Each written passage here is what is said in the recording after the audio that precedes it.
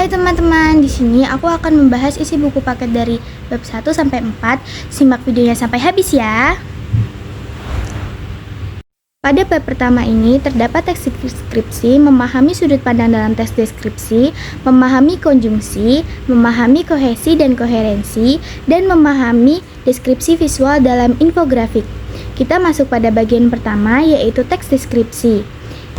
Teks deskripsi yaitu teks yang memaparkan objek atau tempat secara terperinci agar pembaca seolah-olah dapat membayangkan objek atau tempat yang digambarkan dalam teks tersebut. Pada bagian kedua yaitu memahami sudut pandang dalam teks deskripsi. Biasanya ketika bercerita, tokoh menceritakan kejadian yang dialami secara terperinci agar pembaca seolah-olah ikut memahaminya. Biasanya, dia menempatkan diri sebagai pelaku utama dan menggunakan kata ganti aku atau saya. Bagian ketiga yaitu memahami konjungsi. Konjungsi adalah kata hubung pada suatu kalimat, contohnya meskipun, karena itu, biasanya, namun, dan lain-lain. Ada bagian keempat yaitu memahami kohesi dan koherensi. Kohesi adalah kata yang diulang dari kalimat sebelumnya, sedangkan koherensi adalah pengulangan makna informasi pada kalimat berikutnya. Pada bagian terakhir yaitu memahami deskripsi visual dalam infografik. Biasanya, infografik itu disampaikan dalam bentuk grafik.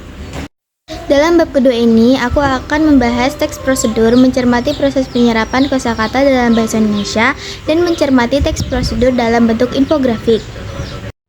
Pada bagian pertama, aku akan membahas teks prosedur.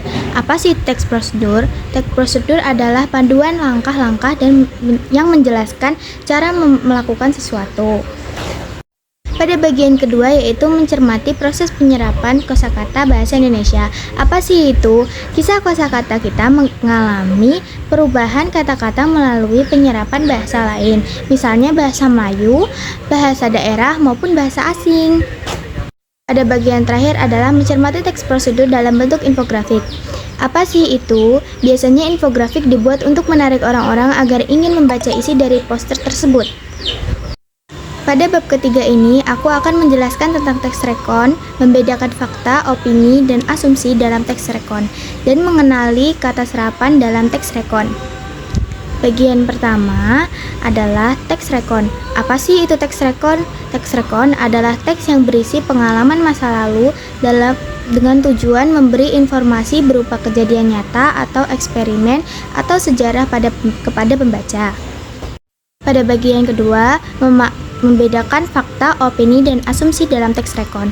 Fakta adalah hal yang merupakan kenyataan atau sesuatu yang benar-benar terjadi. Opini adalah pendapat, pikiran, atau pendirian. Sedangkan asumsi adalah dugaan yang diterima sebagai dasar atau landasan berpikir karena dianggap benar. Pada bagian ketiga adalah mengenali dan menggunakan kata serapan dalam teks rekon.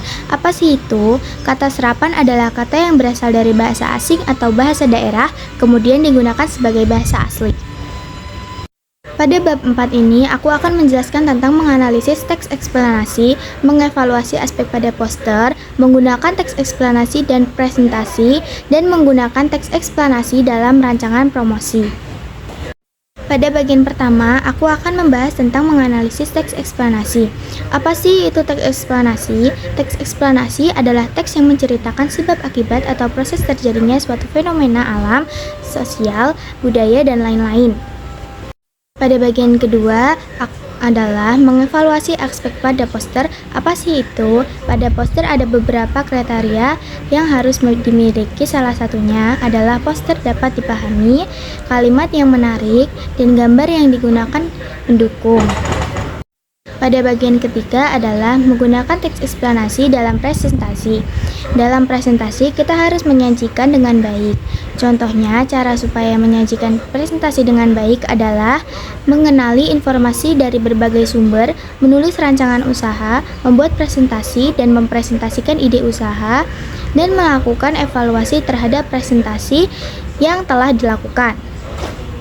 Pada bagian terakhir adalah menggunakan teks eksplanasi dalam rancangan promosi. Biasanya ketika kita mempromosikan barang supaya menarik, ada berbagai cara. Salah satunya adalah menyusun langkah-langkah promosi.